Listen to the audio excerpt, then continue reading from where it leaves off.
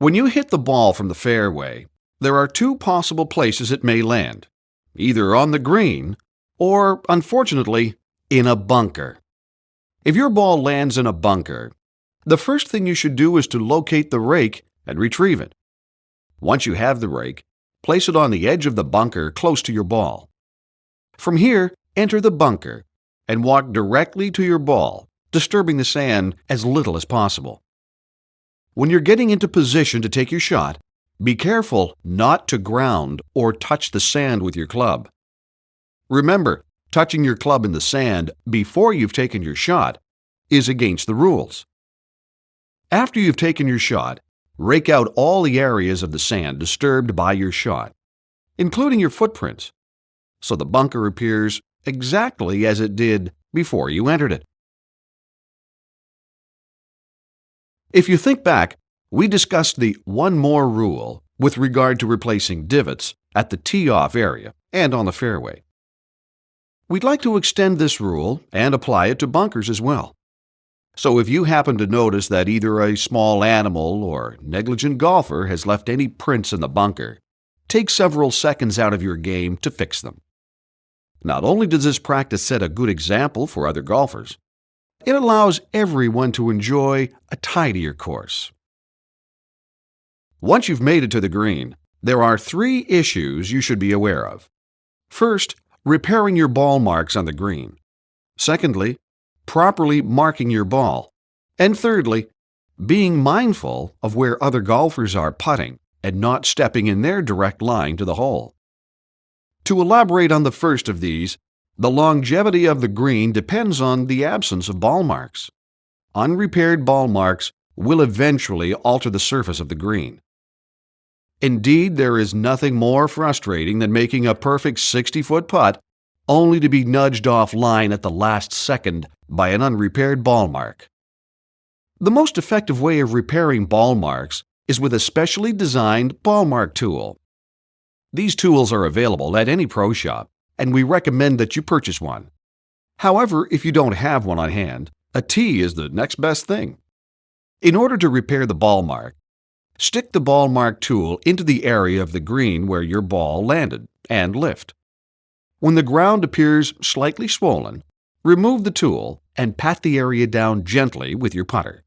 If you've repaired the green correctly, there should be no sign that a ball mark ever existed. Now that we've discussed the way that golf balls can alter the surface consistency of the green, you should also be aware of the damage your footwear can cause from spiking or smudging. Although soft spike shoes have greatly reduced the possibility of defacing the green, they can still cause problems. Therefore, we ask you to avoid dragging your feet, because scuffs can also spoil the green. With the exception of ball marks, it is strictly forbidden to make repairs on the green, so you should try to be especially careful. The second issue you need to know about is marking your ball on the green. With either a ball marker or a small coin in hand, place the marker behind the ball and then remove the latter. When it's your turn to putt, replace the ball in the exact location from which you lifted it. Occasionally, your ball marker will be in someone else's putting line. In order to overcome this problem, ask the player which way he would like the marker moved, either to the left or to the right, being mindful not only of his, but of the other player's putting lines.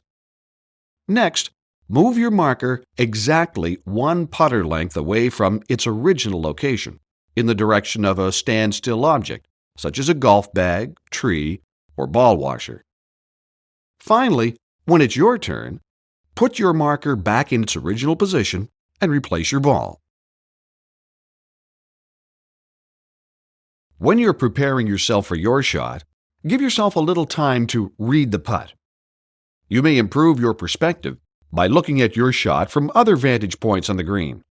However, if you have to walk around, make sure you don't step on other players' putting lines. If it's possible, players should read their putts at the same time to save time.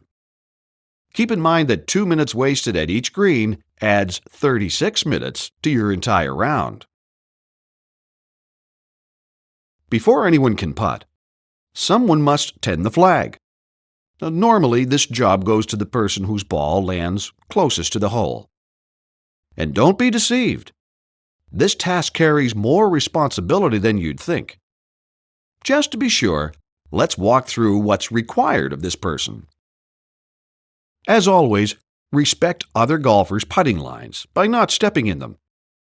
Test the flag to make sure that it can be quickly removed from the cup without damaging the edge of the cup and the surrounding green. If it's windy, gently wrap the flag around the stick and hold it to prevent it from making noise. Make sure that your shadow doesn't cover the cup or darken the putting line between the ball and the hole, as well as beyond. Remove the flag after the golfer has stroked her putt, but before the ball reaches the hole. Do not throw or drop the flagstick onto the green. The ensuing damage could ruin someone's putt, as well as those of groups following. Therefore, when no one else needs the flag, place it on the green very gently. We have one last tip regarding the flagstick. If you happen to carry any extra clubs, such as a sand or pitching wedge, onto the green, we suggest you place them on top of the flagstick. Since you'll have to put the flagstick back in the hole eventually, you'll never forget your expensive equipment. Now, back to putting. The person whose ball is farthest away from the hole always plays first, regardless of whether he is on the green or still on the fairway. After you've made your stroke, walk towards your putt by following the same course of the ball. Depending on where your ball stops, either tap it into the hole or mark it. Once you've finished your putt, retrieve your ball from the cup very carefully. Do not use your putter to scoop out the ball. If you do, you could damage the inside of the cup, which might upset the game of those following you, not to mention your own if you scrape your putter. Instead, take out the ball by hand. To reiterate the importance of keeping yourself out of view when someone is putting, we'd like to offer a few rules to stand by. Try not to position yourself in the peripheral vision of the player. The player who's up should be the only person standing in his putting line, in front or behind. Although it's obvious you shouldn't stand directly in front of him, make sure you aren't standing directly behind him either. Similarly, don't stand on the other side of the hole, facing the player in his putting line. Stand at least 15 yards away from the person putting. By extending these courtesies to your fellow players, you will improve their ability to concentrate and to make a good putt.